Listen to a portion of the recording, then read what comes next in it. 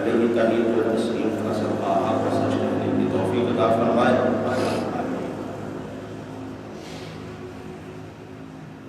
اور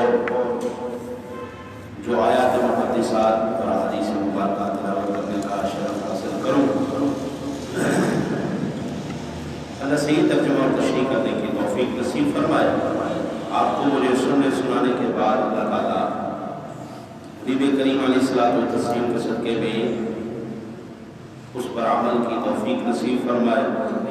اللہ اس آخر کے علم و عمل میں برکتیں عطا فرمائے اور جملہ حاسدین شیاطین کے شر سے، حاسدین کے حسد سے، خوف ڈر سے اللہ اپنے کریم حبیب کے صدقہ، خلیل حبیب کے صدقہ محفوظ فرمائے۔ آج سے یہ ارادہ کیا ہے کہ قرآن پاک کے اندر جتنے بھی اوامر اور نواہی ہیں ان کو بالترتیب موضوع سخن بناتے ہوئے بیان کیا جائے، کیونکہ اس ترتیب کے ساتھ ابھی تک کسی نے بیان نہیں فرمایا کہ صرف اوامر اور نواہی کو موضوع جمعہ منتخب کیا گیا ہو۔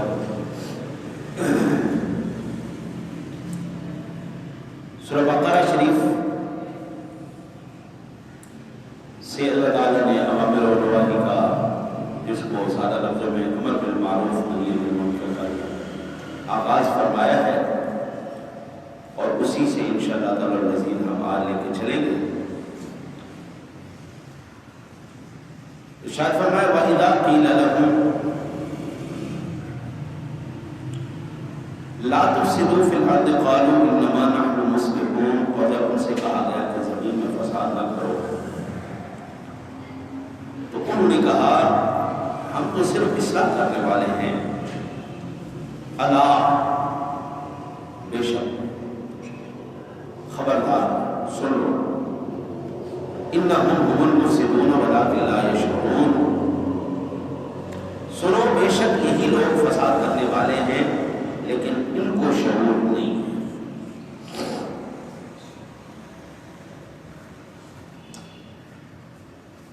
یہاں پر مختصراً میں عرض کر دوں کہ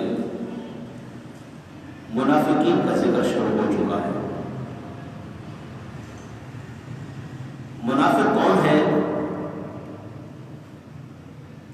سادہ لفظوں میں اگر میں یہ کہوں کہ نہ وہ ہیوں میں ہے نہ وہ شیعوں میں ہے، نہ وہ مومن ہے نہ وہ کافر ہے، بیچ میں جو لٹکی ہوئی قوم ہے اس کو کہتے ہیں منافق۔ نہ کھیڑے دسان نہ رانجے دسان، وہ درمیان میں قیدوں کی طرح دوڑتے پھرنے والے شخص کو سادہ لفظوں میں منافق کہتے ہیں۔ منافقین کا فساد کیا تھا؟ مسلمانوں کے ساتھ کچھ بیٹھ کر لباس تقویٰ، طہارت، پاکیزگی اوڑھ کر، ایمان کی قسمیں کھا کر، مسلمانوں کے راز چرا کر کفار کے اوپر ظاہر کرنے والے اور فتنوں کو جگانے والے اور لہلہاتے ہوئے کھیتوں کو اجاڑ دینے والے، مسلمانوں کو صفحہ ہستی سے مٹا دینے کی کوشش کرنے والے، یہ ان کا جرم تھا۔ نماز میں سب سے اعلیٰ، صدقے میں زیادہ، قسموں میں زیادہ، محبت کا دم بھرنے میں زیادہ، ہر ایک معیار میں بلند مرتبہ رکھنے والے، لیکن اللہ کہتا ہے یہ کون ہے؟ مفسدین ہیں، فساد کرنے والے ہیں۔ اور پھر مزے کی بات، جن لوگوں نے شریعت استہزاء بنایا، مذاق بنایا، اللہ نے ان کا دنیا اور آخرت میں مذاق بنا دیا ہے۔ کل محشر والے دن اللہ ان کو جنت دکھائے گا، نعمتیں دکھائے گا، یہ دیکھو یہ شرابن طہورہ ہے، یہ شہد کی نہر، یہ دودھ کی نہر، یہ پانی حوض کوثر کی نہر، یہ دیکھو جنت کی حوریں، یہ دیکھو غلمان، یہ سارا کچھ اللہ سارا جنت کی نعمتیں دکھائے گا۔ پھر حکم فرمائے گا ان کو جہنم کے سب سے ابتر درجے میں پھینک دو۔ نعمت نہ ملی ہو، بندہ تکلیف میں ہو تو اتنی زیادہ تکلیف نہیں ہوتی، جبکہ نعمت مل جانے کے بعد چھن جائے تو تکلیف ہوتی ہے۔ بندہ بادشاہ سے فقیر ہو جائے بڑی تکلیف ہوتی ہے، اور جب بندہ فقیر ہی رہے اس کو کیا پتا بادشاہی کیا چیز ہے۔ انہوں نے شریعت کا استہزاء کیا، شریعت کا مذاق بنایا، اللہ ان کا دنیا اور آخرت میں مذاق بنائے گا۔ رب کائنات نے اپنے پاک کلام کے اندر ایک جگہ پر فرمایا افمن زین لہ سوء عملہ فرآہ حسنا۔ اللہ تعالیٰ نے یہ جو کام کرتے ہیں، فساد پھیلاتے ہیں، منافقت کرتے ہیں، یہ ان کے برے اعمال کو ان کے لیے سجا کے رکھ دیا ہے۔ ان کے ذوق میں کیا ہے وَلَٰكِن لَا يَشْعُرُونَ، ان کو شعور بھی نہیں کہ یہ کس گمراہی کے اندر بھٹک رہے ہیں، یعنی ان کے برے کام ان کے لیے صحیح ہیں۔ وہ پنجابی میں کہتے ہیں نا جی اے جہان میٹھا اگلا کہے میٹھا،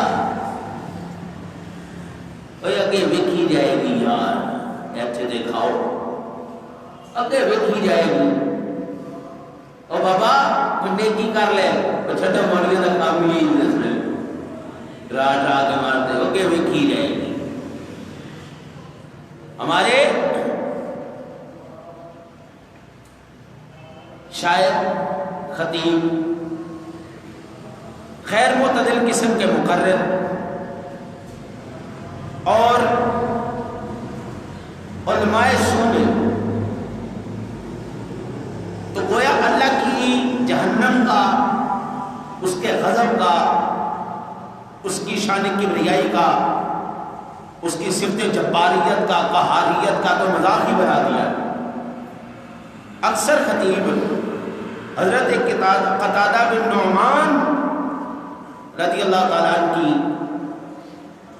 نکلی ہوئی آنکھ کا جب ذکر کرتے ہیں تو غیر محتاط کیا کہتے ہیں کہ جب نبی پاک نے ان کی آنکھ لگائی تو اللہ کی آنکھ دی، اللہ کی دی ہوئی آنکھ سے کم نظر آ رہا تھا، حضور کی آنکھ سے زیادہ نظر آ رہا تھا۔ اور بندے خدا کیا ہو گیا یار، دوسری آنکھ کس نے دی؟ وہ بھی اللہ نے دی، دونوں آنکھیں اللہ نے دی۔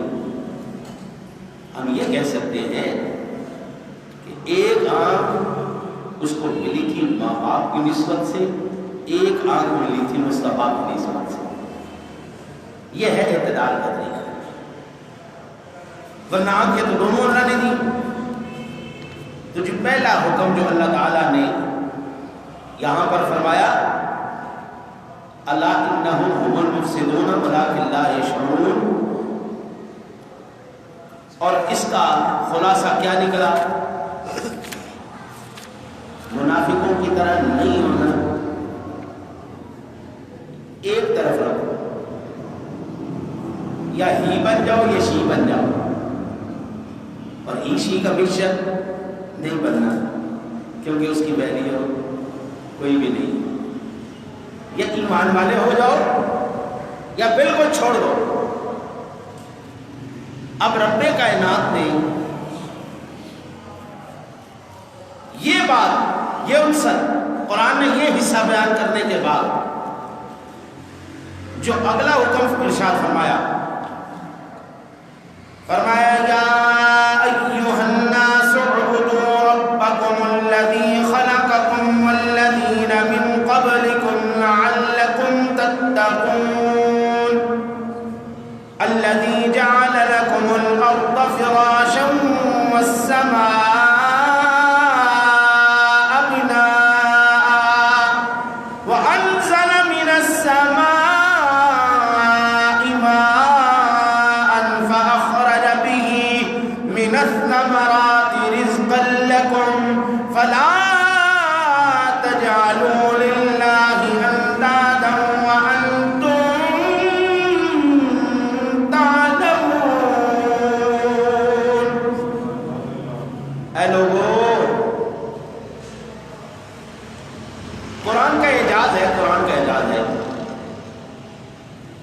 جب بات صرف اپنوں کی کرنی ہو، جو اس کے بندے ہیں، کون سے؟ جو اس کو پسند ہے۔ مخلوقات تو ساری اس کی نہیں۔ دیکھو رب کہتا ہے اے لوگو اپنے رب کی عبادت کرو، یا ایھا الناس۔ اب اس میں کافر بھی آ گئے، منافق بھی آ گئے، مسلمان بھی آ گئے، مومن بھی آ گئے، سارا مکتبہ فکر آ گیا۔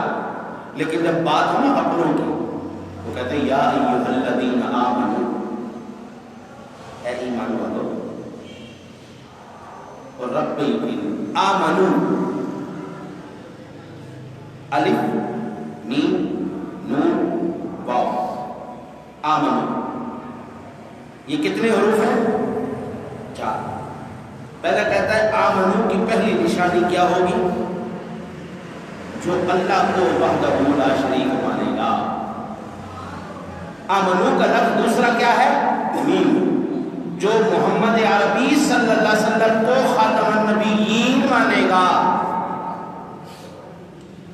نبی نہیں، خاتم المرسلین مانے گا۔ جو حضور کو، نبی تو ہر ایک مانتے نہیں، جو اس کے بعد بھی نبوت کے، جو محمد عربی کو تاجدار ختم نبوت مانے گا۔ دوسری نشانی ایمان والے کی، آمنو کا نون بتا رہا ہے ہر نبی پر ایمان رکھنے والا۔ کل آمن باللہ وملائکتہ وکتبہ ورسلہ، آدم سے لے کے کملی والے تک جتنے بھی آئے، تمام کے تمام مولا جتنے بھی بھیجے تو نے، 1,24,000 کم و بیش، مطلقاً نہیں، کیونکہ تعداد انبیاء اور رسل میں فرق ہے۔ کئیوں نے کہا 2,40,000، کئیوں نے کہا 3,20,000۔ تو محتاط ترین اندازہ جو ہے وہ ہے 1,24,000۔ لہذا علماء کہتے ہیں یوں کہا کرو 1,24,000 کم و بیش، تاکہ اگر اس سے کم ہے جب بھی، اگر اس سے زیادہ ہے جب بھی، مولا ہم نے تیرے ہر نبی اور رسول پر ایمان لایا کہ جتنے بھی تو نے بھیجے وہ سارے برحق ہیں۔ بات سمجھ میں آئی؟ یہ چھوٹی چھوٹی باتیں ہیں، ان کو سمجھو، زندگی میں بڑا کام دے گی۔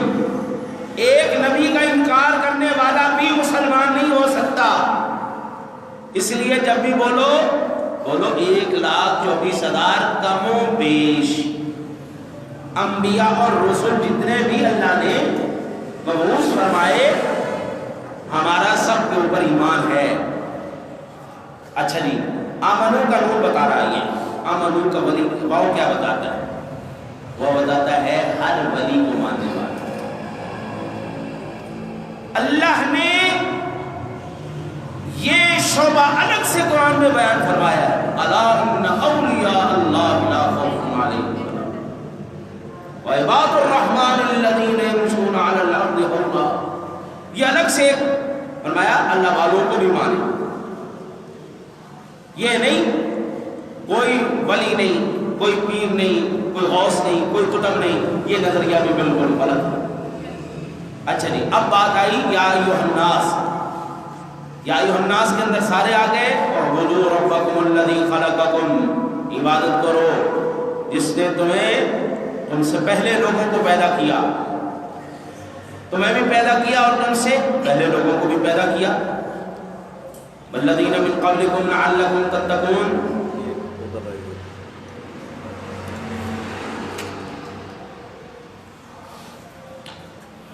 اور تم متقی اور پرہیز، اس مین پر کے متقی اور پرہیزگار بن جاؤ۔ الذی جعل لکم الارض، جس نے تمہارے نفع کے لیے زمین کو فرش، والسماء بناء وانزل من السماء ماء، اور آسمان کو چھت بنایا اور آسمان سے پانی نازل کیا، اور پانی سے تمہارے رزق کے لیے کچھ پھل پیدا کیے، لہذا تم اللہ کے لیے شرکا نہ بناؤ جبکہ تم جانتے ہو۔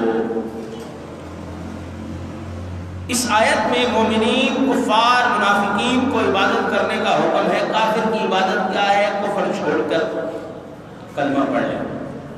منافق کی عبادت کیا ہے؟ نفاق کو چھوڑ کر۔ او بابا، آج اس دور کے اندر نہ جی، کوئی بندہ کسی دفتر میں کام کرتا ہے نہیں، یا اسکول میں کام کرتا ہے، یا کسی فیکٹری میں کام کرتا ہے، جس بھی مکتبہ فکر سے آپ تعلق رکھتے ہیں، سادہ لفظوں میں ایک آسان سی مثال، ہمارے ملک پاکستان کا کوئی فوجی وردی پہلے انڈیا کی فوج کی، اور وہ کہے کہ میرے دل کے اندر پاکستان بستا ہے، میرے دل میں پاکستان بستا ہے، لیکن وردی میں انڈیا کی فوج کی بنوں گا، کیا اس کی وفاداری مانی جائے گی؟ وہ غدار ہے جی۔ جس کو اپنے ملک کی وردی پسند نہیں ہے، اس کے دعوے بھی جھوٹے ہیں، اس کے دعوے کی صداقت کے لیے اس کا ظاہر اور باطن ایک ہونا ضروری ہے۔ اللہ نے جب ہم سے اقرار لیا، یا جب ہم اقرار کرتے ہیں تو کہتے ہیں اقرار باللسان و تصدیق بالقلب، زبان بھی ہماری اقرار کر رہی ہے اور دل بھی اقرار کر رہا ہے، اندر اور باہر دونوں ایک ہی پروگرام ہے ہمارا۔ وردی ہماری غداروں کی نہیں ہے، وردی بھی ہماری اس ملک کی ہے، اور روح بھی ہماری اس ملک کی ہے۔ بس یوں ہی سمجھیں کہ اللہ ایمان والوں سے تقاضا یہ کر رہا ہے، تیرا ظاہر بھی محمدی ہونا چاہیے، تیرا باطن بھی محمدی ہونا چاہیے، تیرے ظاہر اور باطن میں فرق نہ ہو۔ تو کہنی شکل سے کیا بنتا ہے، یہ رہنے سہنے سے کیا بنتا ہے؟ بات تو دل کی ہونی چاہیے، نیت صاف ہونی چاہیے، اور بابا نیت کے ساتھ ظاہر کا ہونا بھی ضروری ہے۔ ایک موٹی سی مثال میں آج کروں، 4 داڑھی منہ مر گئے، ایک تھا کافر، ایک تھا ہندو، ایک تھا عیسائی، ایک تھا یہودی۔ آپ کو پتہ نہیں ہے کہ ان کا مذہب مسلک کیا ہے۔ اب بتاؤ کیا کرو گے؟ جنازہ پڑھو گے؟ نہیں پڑھو گے؟ دفناؤ گے، جلاؤ گے، کیا کرو گے؟ ایک آئیڈیا لگا سکتے ہیں کہ جی چونکہ اسلامی ملک ہے، یہاں پر زیادہ مسلمان ہیں، لہذا اس کا جنازہ پڑھ دیا جائے، لیکن محتاط لوگ بالکل نہیں پڑھیں، پتہ نہیں اس کا مذہب کیا۔ لیکن ایک بندہ جب مرا، اس کا ایکسیڈنٹ ہوا، اس کے چہرے پہ داڑھی نہیں تھی، اس کی ظاہری شکل و صورت محمدی تھی، مرنے کے بعد اس سے پوچھنا پڑے گا جناب کا مذہب کیا ہے؟ اس کی شکل و صورت، اس کا لباس بتا دے گا یہ مسلمان کا بچہ ہے۔ اسی لیے اللہ کہتا ہے او بندے، اس رب کی کیوں نہیں عبادت کرتا؟ پھر اپنی اس نشانی اور عظمتیں گنوائی۔ آپ یہاں سے اندازہ فرمائیں کہ ہم بعد میں آئے ہیں، ہمارے خادم اللہ نے پہلے بھیج دیے۔ اللہ کا پاک کلام میرے سامنے پڑا ہے، اگر ماں اور باپ کی محبت اس دنیا میں نہ ہوتی، کوئی بچہ زندہ رہ ہی نہیں سکتا۔ یہ محبت آج بھی آپ کو خالص ملے گی، اللہ ماشاءاللہ نہیں، اشاد و نادر مثالیں کہیں مل جاتی ہیں، لیکن اللہ ماشاءاللہ کو چھوڑ کر اکثریت آج بھی جو خالص محبت ہے وہ صرف ایک ہی ہے، تیرے ماں باپ کی، بس بے لوث اور بغیر کسی دمے اور لالچ کے۔ میں اگر ہم اپنی اس معاشرے کی بات کریں تو سگے بھائی کو کامیاب ہوتے ہم نہیں دیکھ سکتے۔ میرا سگا بھائی اگر کامیاب ہو رہا ہے نا، کسی لیے چڑھ ہے، کاروبار میں کامیاب ہو گیا، نوکری میں اچھا ہو گیا، یا اللہ نے اس کو پوزیشن دے دی، ہم کہتے ہیں حرام کا مال ہی کھاتا ہونا، جو چاہے دن رات ہی کر دے محنت کے ساتھ، جو مرضی کر دے، فراڈ ہی کرتے ہیں جی، فراڈ ہی کرتے ہیں۔ ایک لطیفہ ہے، یہ کوئی روایت نہیں ہے، میں آپ کو عرض کر رہا ہوں۔ وہ جہنم کے اوپر نا کہ اللہ نے فرشتے رکھے، ہر ایک ملک کے فرشتہ مقرر تھا جب یہ باہر نکلے نا تو اس کو ڈنڈا مار کے جوتا مار کے نیچے پھینک دینا. سپروائزر نے آ کے دیکھا، اسے کہا پاکستانی والے جہنم کے حصے میں کوئی نہیں کھڑا. میں کہا جناب یہاں پر کسی کو کھڑے ہونے کی ضرورت ہی نہیں ہے، کیونکہ جو اوپر جانے لگتا ہے نیچے والا اس کی ٹانگ کھینچ کے اس کو نیچے گرا دیتا ہے، اس لیے یہاں پہ کسی کو رکھنے کی ضرورت ہی نہیں. وہ بات حقیقت ہے، تھی لطیفے کی لیکن بات حقیقت ہے، ہم کسی کو اوپر نہیں جانے دیتے. اللہ کہتا ہے اور بندہ انسان کا بچہ بن من قبلکم، اللہ نے تجھ سے پہلے لوگوں کو بھی پیدا کیا ہے، تجھے بھی پیدا کیا ہے اپنے بھائی کی. بھائی بھی آج اس بھائی سے ملے گا جو پیسے والا ہے. جو بھائی بہن نیچے ہو جائے گا، بھائی بہن نیچے ہو جائے، ہم ان کو پسند نہیں کرتے. غریب آدمی مانگ لے گا مجھ سے کچھ، کوئی بندہ خدا اللہ کا شکر کر، رب نے تجھے ایسے کرنے والوں میں رکھا ہے، تجھے ایسے کرنے والوں میں نہیں رکھا. کروڑ مرتبہ شکر کر، کروڑ مرتبہ شکر کر. اللہ نے جہاں پر زکوٰۃ کا حکم دیا ہے، زکوٰۃ پوری کرنے کے بعد پھر اللہ نے کہا او بندے میرے مجھے قرضہ کیوں نہیں دے دیتا؟ وَأَقْرِضُ اللَّهَ قَرْضًا حَسَنًا، سورہ مزمل کے آخری الفاظ ہیں. اللہ کو قرض حسنہ دے دے، انفاق فی سبیل اللہ کر. اور سب سے اعلیٰ جو خرچ کرنے کا معیار ہے وہ ہے تیرے اقربا، تیرے بہن، تیرے بھائی، یہ سارا کچھ. اور سب سے پہلے نیکی کا جو حقدار ہے وہ تیرے ماں باپ ہیں، ان کے ساتھ نیکی کا. میں ایک پڑھ رہا تھا کتاب، اس کے اندر کچھ حقیقی واقعات جو زندگی میں انسانوں کے ساتھ ہیں وہ اپنے حقیقی یاد. ایک بچے کا، نوجوان کا میں نے واقعہ پڑھا، مجھے بڑا پسند آیا. اللہ تعالیٰ نے ایک بچے کو کامیابی دی، نوکری لگی، اچھی تنخواہ ملی. اس کے ماں باپ بوڑھے ہو چکے تھے اور راشدی، یہ راشا کہتے ہیں اس کو، اور منہ بھی سر بھی ایسے بزرگی میں. وہ سب سے بڑے ہوٹل کے اندر ان کو لے کے گیا، کھانا منگوایا اس نے. کھانا منگوا کے اب ماں باپ تو وہ چونکہ راشد پی نہیں سکتے تھے، اس نے توڑا، ایک لقمہ ڈالے ماں کے منہ، اور جب وہ کبھی ادھر ادھر بھی لقمہ ہو جاتا، اور ادھر ادھر والے دیکھ رہے تھے ایک نوجوانوں کے لیے امید اپنے ماں باپ سے اپنی امیدیں نہ توڑنا. امید چھوڑ کے جا رہا ہے، ہمارے لیے سبق چھوڑ کے جا رہا ہے اور ماں باپ کے لیے امید چھوڑ کے جا رہا ہے. اولاد ایسی بھی ہوتی ہے. یہ جتنے بڑے ہوٹل ہیں، یہ جتنے بڑے معاملات ہیں، یہ کن کے لیے ہیں؟ باہر سے آنے والے ڈیلیگیشنز کے لیے ہیں، ان لوگوں کے لیے ہیں جنہوں نے ساری زندگی نہ تم سے واسطہ رکھا نہ رابطہ رکھا، جنہوں نے ساری زندگی تمہاری نوکر بن کے. بوٹیاں کون صاف کرتا ہے؟ پیشاب. اما حلیمہ کی رضائی بیٹی تھی. جب جنگی قیدیوں کو رکھا گیا تو خاتون نے صحابہ سے کہا آپ کے جرنیل کون ہیں، سپاہ سالار کون ہیں؟ عرض کی ہمارے سپاہ سالار جناب محمد رسول اللہ صلی اللہ علیہ وسلم ہیں. کہا کہ میں نے ان سے بات کرنی ہے. فرمایا حضور لوگوں سے بات نہیں کرنا. نہیں، میں نے بات کرنی. زور دیا اس نے. کریم آقا علیہ الصلوۃ والسلام کی بارگاہ مقدسہ لگی. آپ کو پتا میں کون ہوں؟ فرمایا کون ہوں؟ عرض کی جس ماں کا دودھ آپ نے پیا ہے اسی ماں کا دودھ میں نے بھی پیا ہے، اور آج آپ کے امتی مجھے جنگ کا قیدی بنا کے لے آئے. کریم آقا علیہ الصلوۃ والسلام کو جب یہ پتا چلا فرمایا اس کو آزاد کر دو، یہ میری رضائی بہن ہے، اور اس کو نہ صرف آزاد کرو بلکہ اس کے قبیلے والوں کو بھی آزاد کرو، اس کو ساز و سامان بھی دو تاکہ یہ گھر تک خیریت سے پہنچ جائے.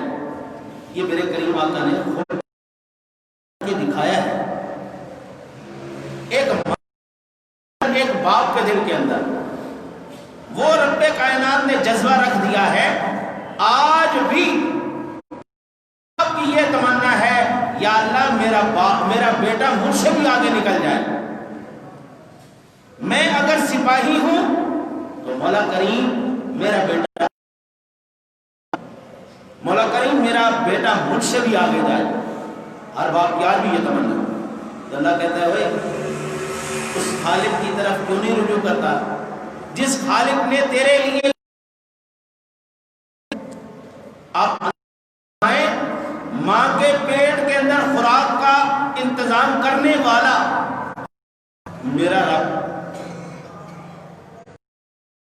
پھر آ کے خوراک کا انتظام کرنے والا تیرا رب، اور یہاں جو آپ نے ہزاروں مرتبہ سنی ہے، قبر میں جانے کے بعد تیرے رزق کا انتظام کرنے والا بھی تیرا رب ہے۔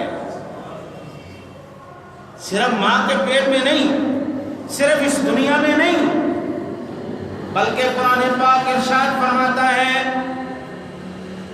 بل احیاء عند ربهم یرزقون، مرنے والوں کو مردہ نہ کہنا، خبردار وہ زندہ ہیں اور اپنے رب کے ہاں رزق دیے جا رہے ہیں۔ مرنے کے بعد بھی اللہ تیرے رزق کا انتظام کر رہا ہے۔ اور پھر آپ نے جنت کے تذکرے تو سنے ہی ہے، اور جنت کے اندر نعمتوں کا تذکرہ تو سنا ہی ہے۔ وہ میں قربان جب اس مالک کے اللہ کہتا ہے یا ایھا الناس اعبدوا، وہ انسانوں اس رب کی عبادت کیوں نہیں کرتے؟ ہمیں جو سب سے بڑا اس وقت المیہ اور جس چیز کا سامنا ہے وہ یہ ہے کہ اللہ اور بندے کے درمیان کے رشتے کے اندر پختگی پیدا کرنے والا ہمیں کوئی نہیں ملا۔ محسوس نہ کرنا، ایک محفل نعت کروا کے آپ کو جنتی ہونے کا مولوی صاحب سرٹیفکیٹ جاری کر دیتے ہیں، نا باجی صاحب زندہ باد، چودھری صاحب زندہ باد، ملک صاحب زندہ باد، انہوں نے کروائی، بلے بلے۔ اور پھر ہماری جو سدھی بدھی قوم ہے، اللہ تعالیٰ اس کو سلامت رکھے، میسج میں لکھتے ہیں مجھے اللہ تعالیٰ کی قسم ہے، کلمہ لکھ کے میں کلمہ پڑھ کے کلمے کی قسم کھا کے نبی پاک کی قسم کھا کے میں اس بات کو 10 لوگوں تک شیئر کروں گا، 50 تک شیئر کروں گا، 20 تک شیئر کروں گا۔ سدھی بدھی قوم لگی ہوتی ہے جناب، چلو جی وہ مجھے قسم لگ گئی، چلو واہ بھائی واہ، ایک میسج والے کی تو نے مان لی ہے، جو یہ میسج محمد عربی اللہ کی طرف سے خود لے کے آئے، جس میں شک کی کوئی نہیں، اس میسج کو کبھی مانا نہیں۔ رب کائنات کا ایک مرتبہ کا حکم کافی ہے بس، لیکن رب کائنات نے نماز کو کتنی مرتبہ تاکید سے کہا، کتنی مرتبہ کہا۔ یار آپ مجھے یہ بتائیں، اس کائنات عالم میں جتنی بھی اللہ نے نعمتیں دی ہیں، کوئی انسان کا بچہ اس کی شکریہ ادا کر سکتا ہے؟ نہیں کر سکتا، سوال ہی پیدا نہیں۔ میں ان کا حکم نعمت اللہ لا تحصوها، اللہ کی نعمتیں اگر تم شمار کرنا چاہو تو نہیں کر سکتے۔ جب اس کی نعمتیں شمار نہیں کر سکتے تو پھر کوئی ایک ایسا ذریعہ ہونا چاہیے تھا جس کے ذریعے ہم اس کی نعمتوں کا شکریہ ادا کر سکیں۔ اللہ کہتا ہے بندے صرف 5 وقت آ کے میری بارگاہ میں اس غرور کو، یہ پگڑی، یہ ٹوپی، یہ میرا غرور ہے، یہ ناک میرا غرور ہے، بس 5 ٹائم آ کے رگڑ جایا کر، میں سمجھوں گا تو نے میری ساری نعمتوں کا شکریہ ادا کر دیا۔ ناک نیچی کو نہیں ہونے دیتا، پگڑی کو پیروں میں نہیں رولنے دیتا۔ حدیث پاک کے اندر ہے جب بندہ سجدہ کرتا ہے تو اس کی شان کے لائق اس کے قدموں میں بندہ سجدہ کر رہا ہوتا ہے۔ ہم سجدہ کعبے کو نہیں کرتے، ہم سجدہ کل بھی اللہ کو کرتے تھے، ہم سجدہ آج بھی اللہ کو کرتے ہیں۔ یہ جہت اللہ نے مقرر کر دی ہے، صرف ڈائریکشن، سارے متحد ہو جاؤ بھائی، ڈائریکشن ہے تمہاری۔ جنگل میں جاؤ تمہیں پتہ ہی نہیں ہے کعبے کا، تو پھر کیسے نماز پڑھو گے؟ خیال لڑاؤ، خیال لڑ گئے نہیں، اب خیال درست نہ بھی ہوا تو نماز تمہاری ہو گئی، کیونکہ سجدہ تم نے اللہ کو کیا ہے، کعبے کو نہیں کیا۔ تو ایک سجدہ اللہ کی طرف سے ساری نعمتوں کا شکریہ ہے۔ آج کا پیغام کیا ہے؟ یا ایھا الناس اعبدوا، اس رب کی عبادت کر جس رب نے تجھے اتنی نعمتیں عطا فرمائی ہیں۔ اللہ سے دعا ہے اللہ آپ کو مجھے عمل کی توفیق نصیب